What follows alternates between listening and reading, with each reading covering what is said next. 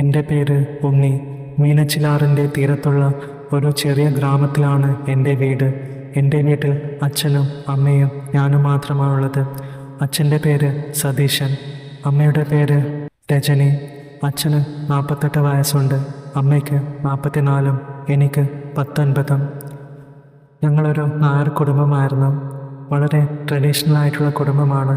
അച്ഛന് ഗൾഫിലായിരുന്നു ജോലി. വർഷത്തിൽ ഒരിക്കൽ വന്നു പോകും.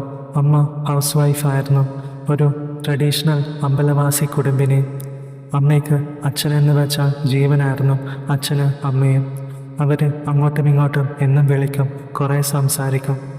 അവരങ്ങനെ സന്തോഷത്തോടെ ഇരിക്കുന്നതിനാൽ തന്നെ ഞാനും നല്ല സന്തോഷവാനായിരുന്നു. അമ്മയെ കാണാൻ സിനിമാ നടി ശ്വേതാ മേനോൻ്റെ ഷേപ്പാണ്, നല്ല വെളുത്ത രൂപം.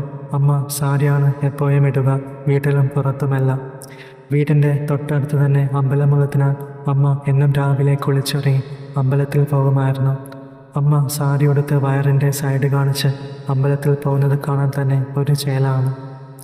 ഇറുകിയ ബ്ലൗസിൻ്റെ സൈഡിൽ കൂടെ അതും ഇതുമൊക്കെ അങ്ങനെ കൃത്യമായി കാണാൻ സാധിക്കും. പുറകിലൂടെ നോക്കുകയാണെങ്കിൽ അങ്ങനെ ഇറുകിയ ഒരു നല്ല ഷേപ്പിൽ അങ്ങനെ എല്ലാം കാണാം. അമ്മ നടക്കുന്നത് കാണാൻ തന്നെ ഒരു പ്രത്യേക അഴകാണ്. അമ്മ നടക്കുമ്പോൾ പുറകിൽ നിന്ന് ചലനം ഏതൊരാളെയും ആകർഷിക്കുന്ന തരത്തിലായിരുന്നു. പക്ഷെ അത് അമ്മ ആരും ശ്രദ്ധിക്കാൻ വേണ്ടി ചെയ്യുന്നതായിരുന്നില്ല. അമ്മയ്ക്ക് അച്ഛനൊഴികെ ബാക്കിയാരും അമ്മയെ അങ്ങനെ നോക്കുന്നത് പോലെ ഇഷ്ടമല്ലായിരുന്നു. അതിനാൽ തന്നെ ആ നാട്ടിൽ ആരും അമ്മയെക്കുറിച്ച് ഒന്നും മോശമായി പറയാൻ ഇടവന്നിട്ടില്ല. ഭർത്താക്കന്മാർ പുറത്ത് ജോലി ചെയ്യുന്ന ഭാര്യമാരെക്കുറിച്ച് അപവാദങ്ങൾ പറഞ്ഞു പരത്തുന്നത് എൻ്റെ നാട്ടിൽ പതിവായിരുന്നെങ്കിലും എൻ്റെ അമ്മയുടെ കാര്യത്തിൽ ആരും അങ്ങനെ പറഞ്ഞിരുന്നില്ല. കാരണം എൻ്റെ അമ്മ അത്രയും നല്ല സ്ത്രീയാണെന്ന് എല്ലാവർക്കും അറിയാമായിരുന്നു. അതുപോലെ അമ്മയും മറ്റുള്ള ആണുങ്ങളെ നോക്കുന്നതിനേക്കാൾ സ്വന്തം ഭർത്താവിന് മുന്നിൽ മാത്രം അങ്ങനെ കാണിക്കുന്ന വേറെ ഒരാണിനെ പോലും മനസ്സുകൊണ്ട് പോലും ആലോചിക്കാത്ത ഒരു ഉത്തമയായ കുടുംബിനിയായിരിക്കുമെന്നതിൽ എപ്പോഴും അഭിമാനം കൊണ്ടിരുന്നു. അങ്ങനെ ഒരച്ഛൻ്റെയും അമ്മയുടെയും മകനായിരിക്കുന്നത് എനിക്കും വലിയ അഭിമാനമായിരുന്നു. ഞങ്ങളുടെ വീടിൻ്റെ പുറകിലത്തെ ഗേറ്റ് കഴിഞ്ഞാൽ ഒരൽപ്പം കുറ്റിക്കാട് നിറഞ്ഞ സ്ഥലമാണ്. അതിലൂടെയുള്ള ഇടവഴി നേരെ ചെല്ലുന്നത് മീനച്ചിലാറ്റിൻ്റെ പടവിലേക്കാണ്. മിക്ക ദിവസവും ഞാനും അമ്മയും കുളിക്കുന്നതും തുണി അലക്കുന്നതുമെല്ലാം അവിടെയായിരുന്നു. അത് ഞങ്ങളുടെ വീടിൻ്റെ ഗേറ്റിനുള്ളിൽ കൂടെ വരാൻ മാത്രം പറ്റുന്ന സ്ഥലമായിരുന്നു. അതുകൊണ്ട് വേറെ ആരും അവിടേക്ക് വന്നിരുന്നില്ല. അതിനാൽ തന്നെ വൈകുന്നേരങ്ങളിൽ അവിടെ പോയി കുളിക്കുമ്പോഴും തുണി അലക്കുമ്പോഴും അമ്മ ഉടുത്തിരുന്ന സാരിയും ബ്ലൗസും പാവാടയും എല്ലാം അഴിച്ചിട്ട് ഒരു വലിയ മുണ്ട് മാത്രം നെഞ്ചു മുതൽ താഴേക്ക് മുട്ട വരെ കവർ ചെയ്യുന്നത് പോലെ ഉടുത്തായിരുന്നു നനക്കുന്നതും കുളിക്കുന്നതുമെല്ലാം. മിക്ക കടവിലും പെണ്ണുങ്ങൾ അടിപ്പാവാട കയറ്റി ഉടുത്തിട്ട് കുളിക്കുന്നത് പോലെ. എനിക്കതൊന്നും കണ്ടാലും പ്രത്യേകിച്ചൊന്നും തോന്നാറില്ലായിരുന്നു. കാരണം ഞാനും കൊച്ചിലെ മുതൽ തന്നെ അങ്ങനെ കാണാറുള്ളതായിരുന്നു എല്ലാം. എന്നാലും കൂടുതലൊന്നും അമ്മ അറിയാതെ പോലും കാണിച്ചിരുന്നില്ല. പക്ഷെ ആ മുണ്ടങ്ങനെ മുറുകി നിൽക്കുമ്പോൾ അതിൻ്റെ ഒരു ആകൃതിയെല്ലാം കൃത്യമായി കാണാൻ പറ്റുന്നുണ്ടായിരുന്നു. എന്നാൽ വേറെ ആരും അങ്ങോട്ട് വരാത്തതിനാൽ അതൊരു പ്രശ്നവുമായിരുന്നില്ല. എനിക്കും അമ്മയ്ക്കും അത്ര നീന്തൽ അറിയില്ലായിരുന്നു. ഞാൻ കുഞ്ഞായിരുന്നപ്പോൾ അച്ഛൻ എന്നെ നീന്തൽ പഠിപ്പിക്കാൻ ശ്രമിച്ചെങ്കിലും എനിക്ക് വലിയ താല്പര്യമില്ലായിരുന്നു. എനിക്ക് അത്യാവശ്യം ഒഴുക്കില്ലാത്ത വെള്ളത്തിൽ നീന്താൻ അറിയാമായിരുന്നു. അമ്മയ്ക്ക് അത്ര പോലും അറിയില്ല. പക്ഷേ മീനച്ചിലാറിൻ്റെ ആ കടവ് ഞങ്ങൾക്ക് അത്രയും പരിചിതമായതിനാൽ അതൊന്നും ഒരു പ്രശ്നമായിരുന്നില്ല. ഒരു ദിവസം അമ്മയും ഞാനും സാധാരണ എന്നത്തെയും പോലെ കുളിക്കാനും നനയ്ക്കാനുമായി വൈകുന്നേരം കടവത്ത് പോയതായിരുന്നു. അതൊരു ജൂലൈ മാസമായിരുന്നു. അമ്മ അങ്ങനെ മുണ്ടുകെട്ടി എൻ്റെയും അമ്മയുടെയും എല്ലാം ഡ്രസ്സ് കഴുകിക്കൊണ്ടിരിക്കുകയായിരുന്നു. ഞാനാണെങ്കിൽ എല്ലാം മാറ്റി ഒരു തോർത്ത് മാത്രം എടുത്തുകൊണ്ട് കുളിക്കാനും ഇറങ്ങി. പെട്ടെന്ന് ആരോ ആ ഇടവഴിയിലൂടെ നടന്നു വരുന്നത് പോലെ എനിക്ക് തോന്നി. ഞാൻ അമ്മയോട് പറഞ്ഞു, അമ്മേ, ആരോ ഇങ്ങോട്ട് വരുന്നുണ്ടല്ലോ. അമ്മ പരിഭ്രമിച്ചുകൊണ്ട് ചോദിച്ചു, ആരാണെന്ന് നോക്കടാ. മനു ആണമ്മേ, ഞാൻ പറഞ്ഞു. മനു എൻ്റെ ചെറുപ്പം മുതലേയുള്ള കൂട്ടുകാരനാണ്, എൻ്റെ ഏറ്റവും അടുത്ത കൂട്ടുകാരൻ.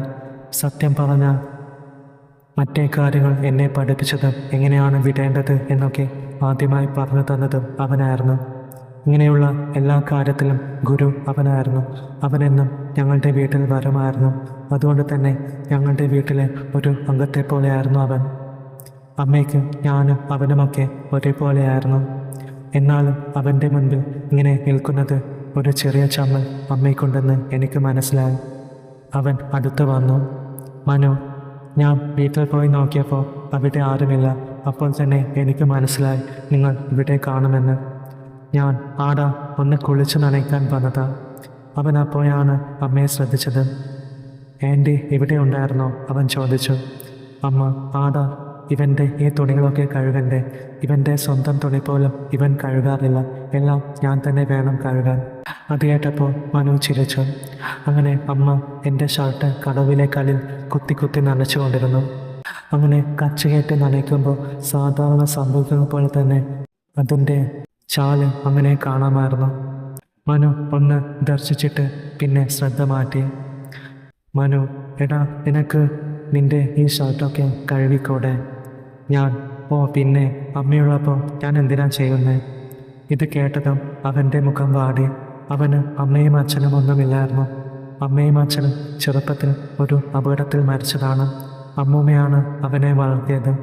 ഇപ്പോൾ അമ്മൂമ്മയെ മരിച്ചതോടെ ചെറിയ ചെറിയ ജോലിക്ക് പോയാണ് അവൻ ജീവിക്കുന്നത്. എടാ, ഞാൻ അങ്ങനെ ഉദ്ദേശിച്ചൊന്നുമല്ല പറഞ്ഞത്. മനു, ആടാ, അതിനിപ്പോൾ എന്താ? എന്നാൽ ശരി, വാ കുളിക്കാം. എന്നാൽ ശരി, വാ കുളിക്കാൻ എനിക്കൊരു കമ്പനി താ. മനു, എന്നിട്ട് ഞാൻ നനഞ്ഞ ഡ്രസ്സ് ഇട്ടിട്ട് വേണോ തിരിച്ചു പോവാൻ? അവൻ ചോദിച്ചു. എടാ, അവിടെ ഒരു തോർത്തിരിപ്പുണ്ട്, നീ അതെടുത്ത് ഉടുത്തിട്ടിറങ്ങ്. ഞാൻ കുളിക്കാൻ വരുമ്പോൾ കുളി കഴിഞ്ഞ് തോർത്താൻ ഒരു ഉണങ്ങിയ തോർത്തും എപ്പോഴും എടുക്കുമായിരുന്നു. നനഞ്ഞ തോർത്തിൽ തോർത്തിയാൽ എനിക്ക് ഒരു സംതൃപ്തി കിട്ടില്ലായിരുന്നു.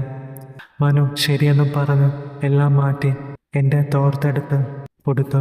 പിന്നെ അതും ഊരി പടവിൽ വെച്ചു. അവന് നനഞ്ഞ അതിട്ടുകൊണ്ട് പോകാൻ പറ്റില്ലല്ലോ, ഞാൻ ഓർത്തു. പിന്നെ ഞാൻ ശ്രദ്ധിച്ച കാര്യം അവൻ്റെ ദേഹം മൊത്തം കറുത്ത രോമമായിരുന്നു. നീ എന്താടാ, കരടിയോ? ഒരു ചിരിയാലെ ചോദിച്ചു. മനു, ഓടാ, ഇതൊക്കെ ആണുങ്ങൾക്ക് പറഞ്ഞിട്ടുള്ളതാണ് കേട്ടോ. അതും പറഞ്ഞ് അവൻ വെള്ളത്തിലേക്ക് ഇറങ്ങി. ജോലിക്ക് പോകുന്നത് കൊണ്ട് തന്നെ അവൻ്റെ ശരീരമൊക്കെ ഭയങ്കര കരുത്തുള്ളതായിരുന്നു. എന്നെക്കാളും നല്ല ഹൈറ്റും നല്ല കരുത്തുള്ള രൂപവും അവനുണ്ടായിരുന്നു. അതുമാത്രമല്ല, അവൻ നല്ലതുപോലെ നീന്തുമായിരുന്നു. ഏത് കുത്തൊഴുക്കിലും അവൻ നീന്തും. ഒന്നിനെയും ഒരു പേടിയുമില്ലാത്ത പ്രകൃതമായിരുന്നു അവന്. ഞങ്ങളൊന്നും അങ്ങനെയല്ല. ഒരു പക്ഷേ അവൻ്റെ ജീവിത സാഹചര്യമായിരിക്കും അവനെ അങ്ങനെ ആക്കി മാറ്റിയത്. അതിനാൽ തന്നെ ഞങ്ങളുടെ കൂട്ടത്തിൽ എല്ലാത്തിലും മുന്നിട്ട് നിന്ന് എല്ലാം ചെയ്തുകൊണ്ടിരുന്നത് അവനായിരുന്നു. എനിക്ക് അവനോട് ഭയങ്കര ബഹുമാനവും ആരാധനയും ഒക്കെയായിരുന്നു. ഓരോ കാര്യം അവൻ ചെയ്യുമ്പോൾ ഇതൊക്കെ എങ്ങനെയാണ് അവൻ ചെയ്യുന്നത് എന്ന് എനിക്ക് തോന്നിപ്പോവാം. നീന്തുമ്പോഴും ഫുട്ബോൾ കളിക്കുമ്പോഴും എല്ലാം തോൽക്കാൻ മനസ്സിലാത്ത ഒരു പ്രകൃതം അതുതന്നെയായിരിക്കും അവനെ ഇത്രയും കരുത്തനാക്കിയത്. ഞാൻ അവനെക്കുറിച്ച് ഇടയ്ക്കൊക്കെ കാര്യമായി ആലോചിക്കാറുണ്ട്. പക്ഷേ ആൾക്കാരോടെല്ലാം അവൻ വളരെ സൗമ്യമായിട്ടായിരുന്നു പെരുമാറിക്കൊണ്ടിരുന്നത്. അതിനാൽ തന്നെ എല്ലാവർക്കും അവനെ വലിയ ഇഷ്ടവുമായിരുന്നു. പിന്നീട് ഞാൻ കുളിച്ചു കഴിഞ്ഞ് കരയിലേക്ക് കയറി. പടവിൻ്റെ തൊട്ടടുത്ത് കാടിനാൽ മൂടിക്കിടക്കുന്ന ഒരു ചെറിയ സ്ഥലമുണ്ടായിരുന്നു. കുളിച്ചു കഴിഞ്ഞ് ഞാനും അമ്മയുമെല്ലാം അവിടെ നിന്നാണ് ദേഹം തുടയ്ക്കുന്നതും വസ്ത്രം മാറുന്നതുമെല്ലാം. എടാ, ഞാൻ പോയി ഒന്ന് തുടച്ചിട്ട് വരാം. അതും പറഞ്ഞ് ഞാൻ കാടിനുള്ളിലേക്ക് കയറി. തോർത്തൊരി ഞാൻ എല്ലാം മുഴുവനും തുടച്ചിട്ട് അത് മൂരി മാറ്റി നല്ലോണം പിഴിഞ്ഞു. കാട് കൊണ്ട് മൂടിയിരിക്കുന്നത് കൊണ്ട് നമ്മൾ അതിനകത്ത് നിൽക്കുന്നത് വെളിയിൽ ആർക്കും കാണാൻ കഴിയില്ല. കാട് കൊണ്ടുള്ള ഒരു ഗുഹ പോലെയാണ്. ഞാൻ തിരിച്ചു വന്നപ്പോൾ അവൻ നീന്തുന്നു. അമ്മ അപ്പോഴത്തേക്കും തുണി അലക്കലെല്ലാം കഴിഞ്ഞ് പടവിൻ്റെ ഏറ്റവും അവസാനത്തെ പടിയിലേക്ക് ഇറങ്ങി കാലിലും കയ്യിലുമെല്ലാം സോപ്പ് തേച്ച് പിടിപ്പിക്കുകയായിരുന്നു. ഞാൻ തിരികെ പടവിൽ വന്നിരുന്ന് അവനോട് സംസാരിച്ചു കൊണ്ടിരുന്നു. ഇപ്പോൾ ഏകദേശം ഞങ്ങൾ 3 പേരും അടുത്തടുത്താണ്. പെട്ടെന്നാണ് വെള്ളത്തിൻ്റെ ഒഴുക്കിൻ്റെ ശക്തി കൂടിയത്. ഞങ്ങളുടെ പടവിന് കുറച്ചകലെ ഒരു ഡാം ഉണ്ടായിരുന്നു. അത് തുറന്നതാവും. പെട്ടെന്ന് പടവിൽ നിന്നും സോപ്പ് തേച്ചുകൊണ്ടിരുന്ന അമ്മ വെള്ളത്തിൻ്റെ വേഗതയിൽ പുഴയിലേക്ക് വീണു. പടവിൽ വെച്ചിരുന്ന ഞങ്ങളുടെ 3 പേരുടെയും എല്ലാ ഡ്രസ്സും വെള്ളത്തിൽ ഒലിച്ചു പോയി. പടവിലിരിക്കുന്ന എനിക്കൊന്നും ചെയ്യാൻ പറ്റിയില്ല. പക്ഷേ നീന്തിക്കൊണ്ടിരിക്കുന്ന അവന് അമ്മയുടെ കയ്യിൽ പിടുത്തം കിട്ടി. എന്നാൽ പെട്ടെന്ന് തന്നെ പിടുത്തം വിട്ടു. അമ്മ മുങ്ങി. ഞാൻ പേടിച്ചു പോയി. അവൻ വേഗത്തിൽ അമ്മയ്ക്ക് നേരെ ചാടി. ഇപ്രാവശ്യം അവനെ പിടികിട്ടിയത് ആ ഉടുമുണ്ടിലായിരുന്നു. ഒരുവിധം അവൻ അമ്മയെ പടവിലേക്ക് അടുപ്പിച്ചെങ്കിലും വെള്ളത്തിൻ്റെ ശക്തിയിൽ അതങ്ങനെ അഴിഞ്ഞ് അവൻ്റെ കയ്യിലിരുന്നു. അടിയിലാണെങ്കിൽ ആ താഴത്തേത് മാത്രമേ ഇട്ടിരുന്നുള്ളൂ.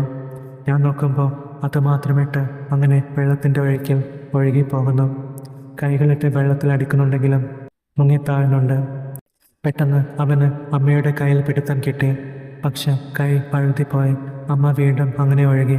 അവൻ വീണ്ടും അമ്മയ്ക്ക് നേരെ കുതിച്ചു. അവൻ ചാടിപ്പിടിച്ചു. ഇപ്രാവശ്യം പിടികിട്ടിയത് ആ താഴത്തേതിലായിരുന്നു. അതിനാൽ തന്നെ നല്ലപോലെ ഗ്രിപ്പോടെ പിടിക്കാൻ പറ്റി. എന്നാൽ വെള്ളത്തിന് എതിർദിശയിൽ അങ്ങനെ വലിച്ചു കയറ്റുന്നതിനിടയിൽ അതും അങ്ങനെ അഴിഞ്ഞു വന്ന് അവൻ്റെ കയ്യിലിരുന്നു. അവൻ അതും കളഞ്ഞിട്ട് വീണ്ടും കയ്യിൽ പിടിച്ചു.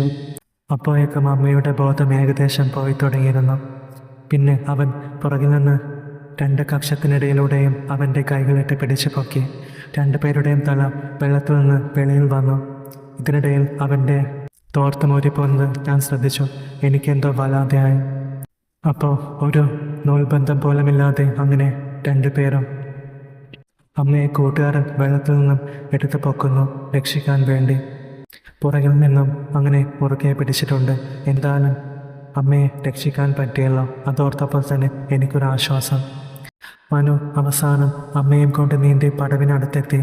അമ്മയുടെ ബോധം അപ്പോഴേക്കും മുഴുവനായി നഷ്ടപ്പെട്ടിരുന്നു. പടവിൽ ചവിട്ടിയ ശേഷം മനു അമ്മയെ പുറകിൽ നിന്ന് പൊക്കി അവൻ്റെ തോളിലിട്ടു.